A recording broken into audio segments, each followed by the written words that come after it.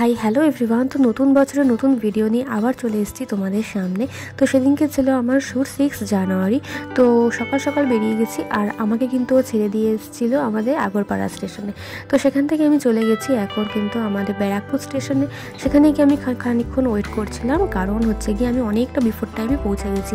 তো সেখানে ভাবলাম যদি স্টুডিও ওপেন না হয়, তাই জন্য এখানে বসে রোদ পুহিয়ে নিচ্ছিলাম। তারপরে কিন্তু আমার মেকআপ আর্টিস্ট আমায় ফোন করলো যে অঙ্কিতা চলে আসো, আমাদের কিন্তু স্টুডিও ওপেন হয়ে গেছে।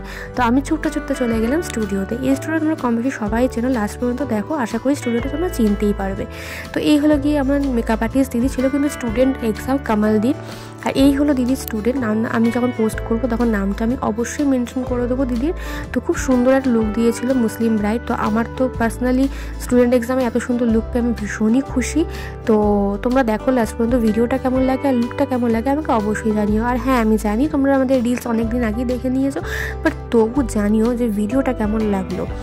আর এখানে দেখতেই পাচ্ছেন কন্ট্রোল করে নিচ্ছে। আর এখানে কিন্তু আমার এখন পুরো মেকআপ সবটা কমপ্লিট। এখন হচ্ছে হেয়ার স্টাইল। তো হেয়ার স্টাইলটা খুব সুন্দর একটা হেয়ার স্টাইল করেছিল, নতুন হাতের কাজ হিসেবে কিন্তু একদম 10 on 10 আমার দিক থেকে। আর এই দেখতেই পাচ্ছি এটা কিন্তু ফাইনাল ফুল লুক, ভীষণ সুন্দর লেগেছে লুকটা। এই আমার মিষ্টি মেকআপ আর্টিস্ট দিদি। আর এখানে হচ্ছিল শ্যুট। ফটোগ্রাফার তো তোমরা সবাই চেনো, রাজদীপ দা, খুব সুন্দর ফটোগ্রাফি করে। আর এটা কোন স্টুডিও চিনতে পারছো কি আমাকে অবশ্যই কমেন্ট করে জানিও। তো টাটা।